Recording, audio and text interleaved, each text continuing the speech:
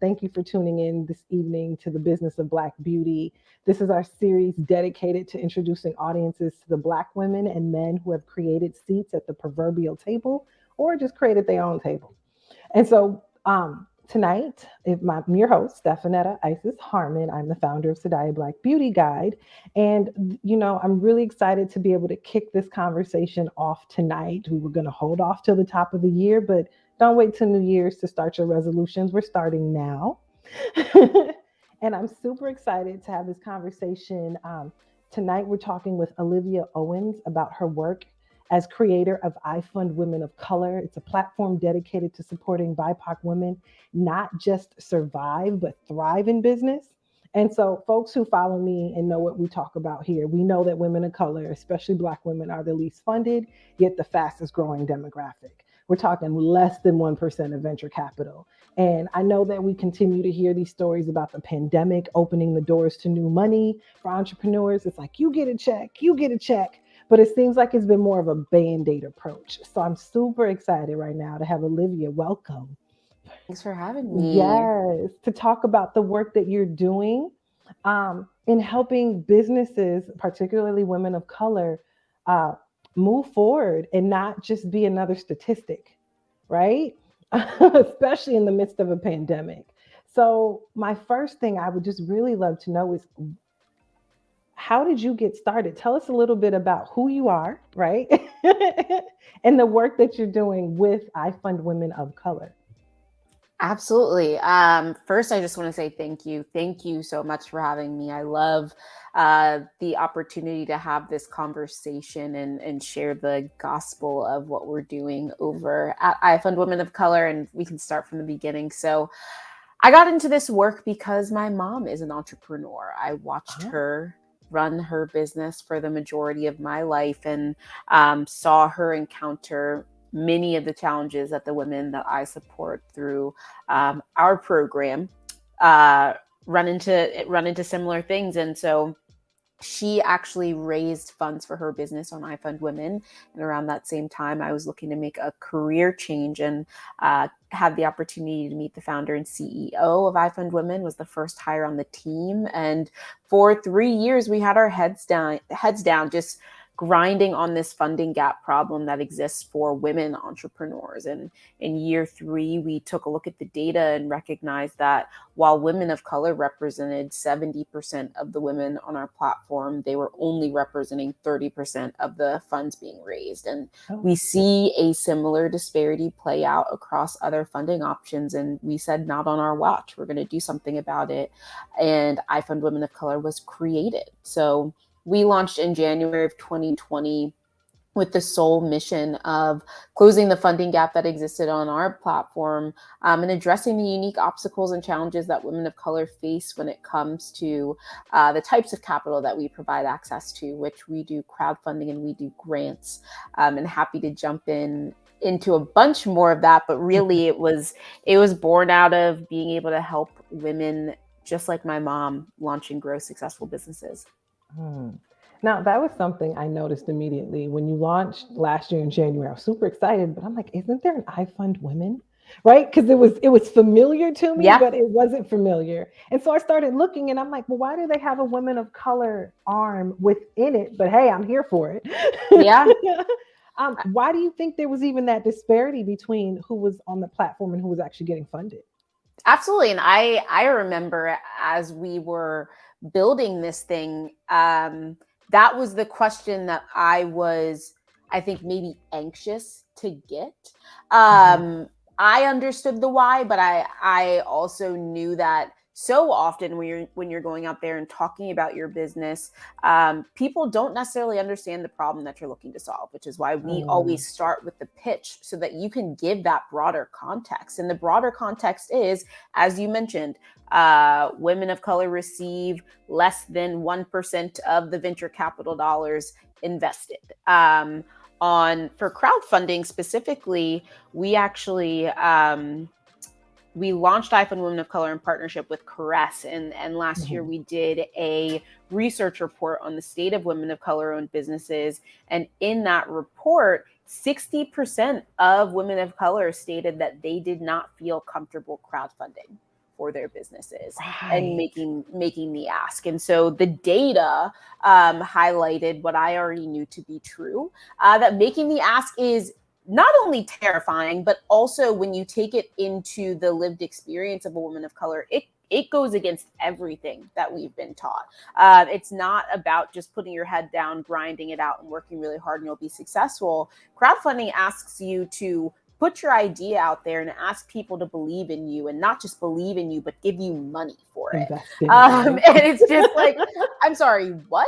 I'm not doing that. And I remember my mom even had that same sentiment. I'm not doing that. And so it's getting beyond that step, getting beyond those myths that exist out there about crowdfunding, but also viewing it through the lens of how it can work for us. And we've had women of color be very successful when they step off the sideline, get in the game and do it. It's just about how do we accelerate them to launch? And that's really the purpose of IFundWomen of Color, accelerating women of color to launch on our platform so that they can get access to the capital they need. Awesome. Awesome. That was one of the things I was thinking about. It's like, because I saw a conversation that you held a couple weeks ago, right? Via Zoom. And it was, these beautiful women of color talking about crowdfunding and all the things that they did not expect to happen. People dropped mad money. People who they knew, who talked to every day, were like, wait, they gave me $1,000. They gave me this. The stigma for us, right? It's not even just asking somebody for help, because that's one. You've seen that meme of us raising our hand and we're waiting for help and somebody gives us a high five instead, right? The other stigma for us is we feel like we're begging, right? We don't want to be vulnerable to folks. And what I saw in the Zoom conversation was this place of empowerment. It went from me begging for money, for me calling the community to come to the table. Like we want tables, but we're creating our own table. So yes. I so appreciated that. That's spot on. And I would also just say the other thing about crowdfunding is you're putting this number out there about what you're going to raise. And there's so much pressure on that because as women of color, we don't have the opportunity to play around with failure. To say like, hey, I'm just going to try this thing and maybe it won't work, but that's okay. That's not the game that we're playing. And crowdfunding gives you that low risk structure to test that out. Our platform's so flexible. You can adjust your timeline. You can adjust the goal that you set and all of those things. It gives us that flexibility that we need if you're asking us to put ourselves out there and raise some capital outside of our comfort zone. Nice. And so what was that conversation like before the research, right? Because I know we always need to prove our numbers. What was that conversation internally with IFundWomen to get this? Because you came before the pandemic, right? Yeah. The pandemic made it a trend and popular to support Black-owned businesses. 3 months prior, it wasn't popular. What was that internal conversation? It was, I mean, the why and the need was so clear. That wasn't the conversation. It was more so just the how. And I mean, I think that's the beauty of IFundWomen. We're a startup ourselves. We're 5 years into the game. And so we've been on this journey with the entrepreneurs that we're supporting. And so putting IFundWomen of Color out there, I think the first thing was, don't overthink this.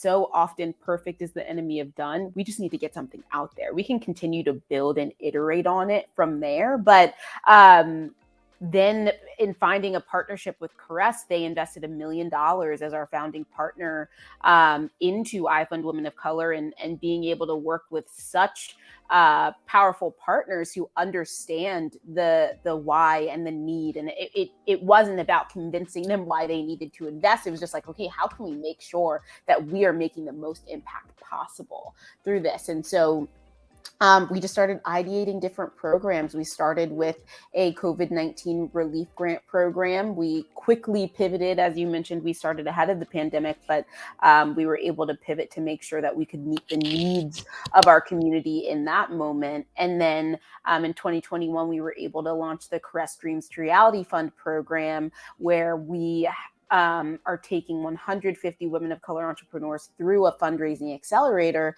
to help them prep, launch, and execute crowdfunding campaigns. And Caress is the first funder of that campaign with a $1,000 grant. Plus, they got a coaching scholarship. And so it's attacking the problem from multiple directions. I think first and foremost, one of the things we always hear is women of color are over-mentored and underfunded. It's not that you don't need the mentoring, but bring money behind it. And that's really something that we were passionate about in whatever program that we created, but then also empowering them to see what they could do for themselves as well. Caress was that first funder, but then they went on to raise above and beyond that and get that sense of belief in self of what you're capable of. And so, yeah, we just had a lot of fun ideating how to bring these programs together to make the impact. This beautiful part. Awesome. Like, yeah, I know I saw there was $1 million fund tied to that. Exactly. $500,000 already been given to COVID businesses. Exactly. The crowdfunding and even just the education. Even though I know we're uber mentored, sometimes we don't understand why we're not getting the dollars, so we give up. Yes, and also there's another stat that I always come back to. The average annual revenue of a Black woman-owned business is $24,000. That is a number that we can move the needle on by having conversations in the early stages of our business of how are we going to make this a strong business model to ensure that we're making the money we deserve out of all of the work that we're putting into our businesses. And so I think starting from there, and I personally think revenue is the best funding resource that exists out there. And I think that there is power in coaching to make sure that we are creating strong, sustainable businesses. That's not to say that the funding doesn't also need to come, but there are just so many different nuances in this funding gap problem that it can feel overwhelming. But that's why we're so proud that in our first year of IFundWomen of Color, we were able to move the needle on our cumulative funding volume. Women of color now represent 51% of the funds raised on our platform over the past 4 years. And so it's not about, again, creating that perfect solution. It's just about getting started. That's big numbers, right? I guess exactly. Big numbers. Now, I know we've talked about this idea of crowdfunding being and of course, everybody needs capital. What are some of the other challenges that you are seeing unique to women of color owned businesses, entrepreneurs, as they're getting started and just, trying to stay afloat? Yeah, I definitely think it's definitely that network piece. So another stat that came out of the report that we did with Caress, 7 in 10 women of color entrepreneurs say that support from their peers is very important to their business, but 2 in 5 feel disconnected from other women of color entrepreneurs to network with and collaborate with. And that's really how business is done, through connections. And so a big part of what we're doing with IFundWomen of Color is connecting us to each other, but also to other connections, banking relationships, partnership opportunities, mentors. We did a mentorship program with Unilever where we connected women in our community with Unilever employees who were experts in different areas like packaging or PR and marketing. And so often we don't know what we don't know. And it can be so much easier to just get on a quick call with somebody to cut through the red tape versus spending hours Googling for that one answer. The people who have been there, done that are the people that we need to make sure we're connecting to streamline how we're building our businesses, because so much of it is standard, and how can we get that insider knowledge so that we can get to the innovation and the exciting part. That's super impactful. It's always this idea of, especially we're talking peer-to-peer in our businesses, that there can only be one. That's that we're taught as Black women, as women of color, there can only be one. So even looking for that connection, we kind of shy away from it because, one, you just told me put my whole idea on crowdfund, right? And 2, I'm going to have this conversation and how do we rebuild trust almost within our communities? Because we do support, but how to rebuild trust while supporting. Absolutely. I am consistently talking about what I call the scarcity fallacy, that there's only so much out there. And so we have to keep ours close to the vest. And that's just not how we're going to break through systemic change. We're cutting ourselves out before we're even getting to the system to let it cut us out. And there's going to be so much power if we learn how to leverage each other to get further faster versus thinking that there can only be one, because simply that is not true. That's a big part of the conversations. And, you know, when I talk in beauty to folks, they're like, well, if I'm doing this, and what if this is already out? And I'm just like, well, Rihanna dropped a lipstick. I always go to Rihanna. Because I think it's a perfect example. But I also think that like it's hard, but she's Rihanna, and so how do we put that into the context of ourselves? And the reality is there are so many people out there in this world, and if you are providing value, it's unique to you because you are unique to you. And people need things in different ways. One thing delivered in one way may not resonate with somebody else like the way you're doing it. And at the end of the day, what you need to do is prove demand. And that's what crowdfunding allows you to do. It allows you to put it out there and see not only are people just interested in this thing, but are they willing to pay for it? That's when you know you have a business, because people are willing to pay for the thing that you're providing. And so that proof of demand is critical, because if you don't want to spend years and years of your life and hundreds of thousands of your own dollars on something that people don't want to pay for. So there is that need, but also you got to get it out there, no matter who's already in the space, no matter what's already happening, to see if you can prove that demand.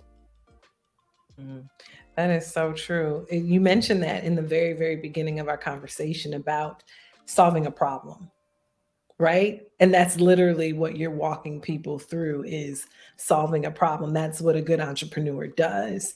As you're working with folks, do you see them, because this is something that I just think about in general for entrepreneurs, are they actually solving the problem that they think they're solving? How often? I think it's interesting, because I think that as business owners, we typically experience a problem ourselves, and then we're like, oh, we're going to create something to fix this. But there's got to be a certain level of flexibility, because you may have set out to solve one problem, created a community of people, but then they start telling you, no, this is actually our problem. And your ability to pivot and meet the need is going to be more valuable than holding to the problem that you said you wanted to fix. And so I think that is probably typically what I see, is not being flexible in meeting the need that's out there beyond that initial hunch that you had of the problem that you solved. I think the best way to do it is build the community first, and then look for trends and common pain points, and then create a solution that meets that, because now you're doing it with the insider information you need versus kind of trying to build from thin air and then find the community to match it. So then what does success look like for you working with these businesses? I know it's not like a one and done, right? So you help them crowdfund, and then what's next? Not at all. We talk about fundraising as your funding journey. You're going to leverage multiple funding sources throughout this business journey. You may do rewards-based crowdfunding, which is what IFundWomen does, and then you may apply for a grant. We also offer grants through IFundWomen.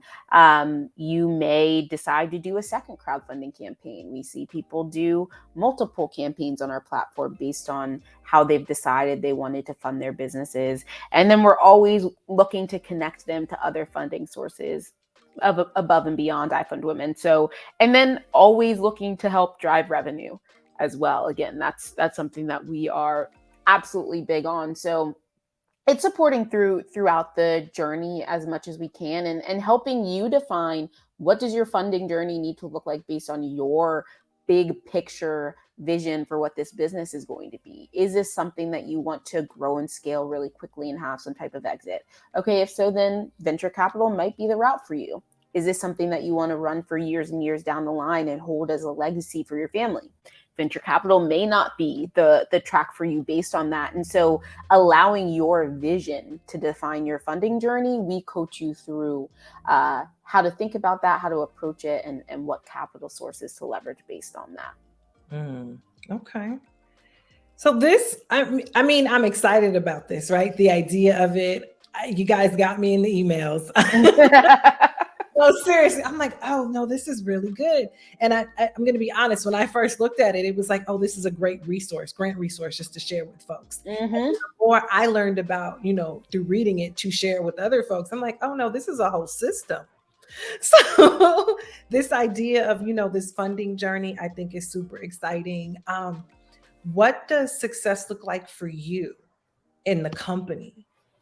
Like, do you have like set goals or tenets that you want to reach by the end of this year, next year, and what should we be looking at for 2022? Absolutely. I mean, our number one KPI at IFundWomen is funding volume for women entrepreneurs, making sure that our community is raising as much funds as possible.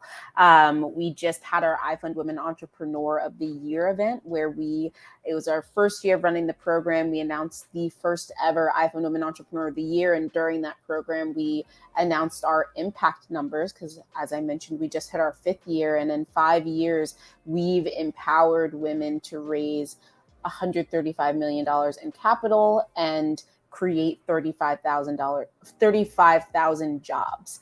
And so that's how we're measuring success. And it's just continuing to push that, create tools, resources, programs that help support those KPIs. And we win if our entrepreneurs win. That's how it's set up. So their success is our success.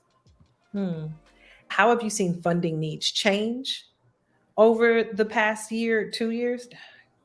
And do you see any new challenges that have persisted since the pandemic? Absolutely. I mean, obviously, early days of the pandemic, it was just urgency, immediate need, rather than taking 4 to 6 weeks to prep for your campaign. It's getting it up and running as fast as possible so that you can raise as much funds as possible.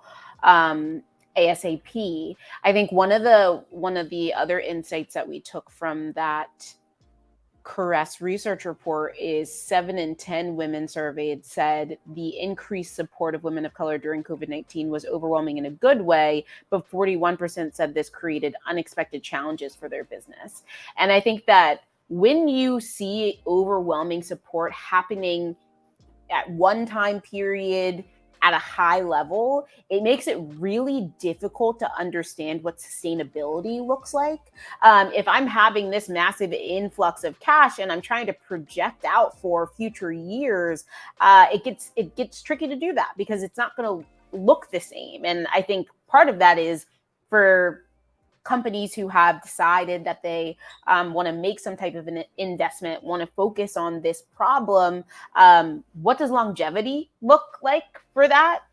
So that business owners can plan and be strategic and thoughtful about how they're going to not just survive the pandemic, but thrive.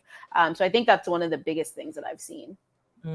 It's that you get a check conversation where folks were like, oh, everyone's getting money, so we're good now, right? And then it's like, no, we're not. That lifeboat, we need help. Exactly. Yeah. Okay. So that's good to know because I think a lot of brands and businesses are at that point now. Maybe they got a $10,000 influx at the top of last year, but they didn't have anything to sustain them through. And then also maybe don't have the proper revenue projections to sustain them. And given the fact that they're working a full-time job because they're only making $25,000, $24,000 in revenue and half of that is expenses. Exactly. So then like, oh, you have a business. No, I mean, I do, but hold on. Because Instagram looks really good. Yeah. The Instagram challenge. Right. So thinking about all those different things, what are some things that businesses, particularly women of color, should be looking at? What conversations should we be having as we prepare for next year, for the new year, right now? because we really should have been preparing 2 months ago, 3 months ago.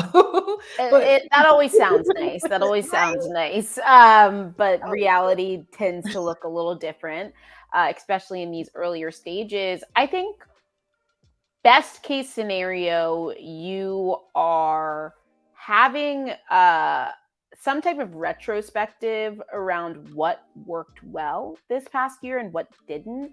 And instead of throwing as much as at the wall as humanly possible, identifying 1 to 2 places where you can go deeper, not wider, and invest in figuring out how you can get that thing to do more for you if you focused on it. I think that as entrepreneurs, there's always that kind of shiny object syndrome where it's like, oh, well, there's this thing, there's this thing, there's this thing. Let me apply to this thing, this thing, this thing. But you only have so much time. You need to be running the business in addition to funding it. And so really identifying what are the 1, 2 things that you could go a little deeper on based on how it worked for you last year. And then just be connecting with people. I think always making that time. Entrepreneurship can feel so lonely. And it's ironic because how many of us are going through it to get like, we're going through the same experience. And so if we connect those points and have those people that we can turn to whenever we're feeling overwhelmed or in a moment of imposter syndrome, and have that person that can say, no, that voice in your head is not you. It's not true. Here are the things I know to be true about you, so you can reground yourself. I think that's going to be another big piece as we continue to navigate through this pandemic and have layers and layers of the human experience that we're just trying to get through on a day-to-day basis on top of running these businesses. I think that support system is always critical. In case you're just tuning in, we are talking about the work that she's doing as creator of IFundWomen of Color, building platforms, helping entrepreneurs, BIPOC women of color, make connections, access capital, and crowdfund the good way. So I'm super excited to have you on and have this conversation. Thank you so much. I don't want to take too much of your time. I'm thinking, as you know, you just have had people just like coming in this place of let's hunker down, let's laser focus. How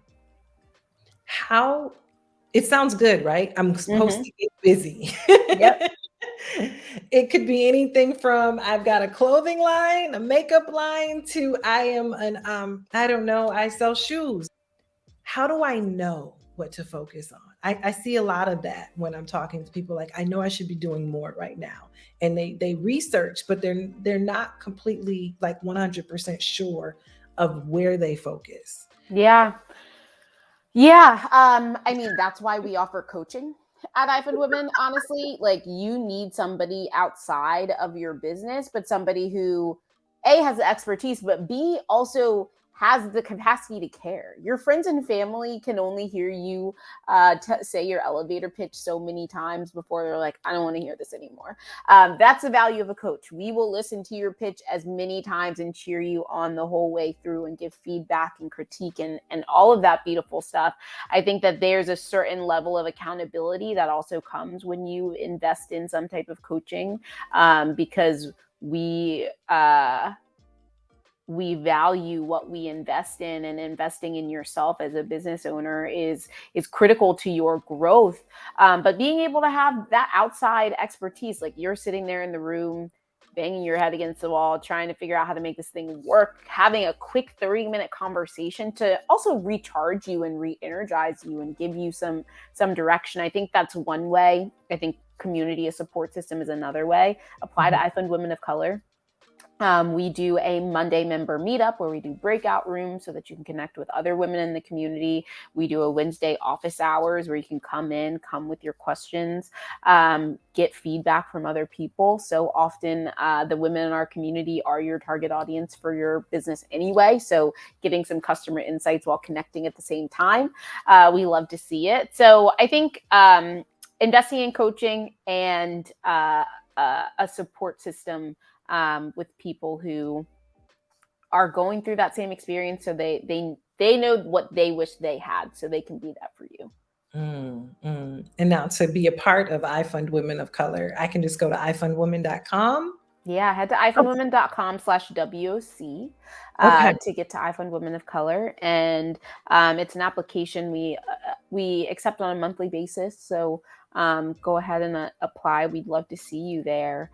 And then if you're interested in coaching, we are doing a Black Friday sale through tomorrow where you can get 35% off our coaching services. Just head to ifundwomen.com, click Get Coaching. Or IFundWomen.com/sale to see the sale. Okay. So I'll definitely drop that in the link as well and share with folks. No, this has been really, really good conversation. I'm so glad that I was able to talk to hear more about what you're doing and the services. And I just want to say thank you. Thank you for not just seeing the need, but being part of the solution. We complain all day long about what's not working. But if you're not being part of the solution, problem solving, it doesn't matter. So I just want to say thank you so much for being part of this. Thank you. Thank you for having me. That means so much. I have one of the most instant gratification jobs there ever was. Like seeing the win, seeing the growth, seeing the funding, all of it is so beautiful. So I am very lucky to do what I do. Awesome. So, final question for you. What is one thing that you wish entrepreneurs in general knew or had ready when they came? Like, what's that thing that's missing across the board that you're just like, I wish you would focus on this? I think, I wish entrepreneurs understood that crowdfunding should be the first stop on their funding journey. I just once you understand how you can leverage it for your business, a light bulb goes off. But the other thing is clarity around what it is that you actually need to get to the next step of your business. Because I think one of the conversations that I'm always having is crowdfunding isn't going to help you fund the next 5 years of your business. It's going to help you get over the obstacle that's in front of you right now. So if you need to build out your prototype, if you need to manufacture the first line of your product, if you need to launch your membership platform or your accelerator program, what's the minimum that you need to do to achieve that thing? And that's what your funding goal should be. We could all use $100,000 for our businesses, but what do you need right now to get to that next step? Once we define that, it's smooth sailing, but it can be tricky to nail that down if you haven't really thought through what does step 1, step 2, step 3 really look like. Awesome.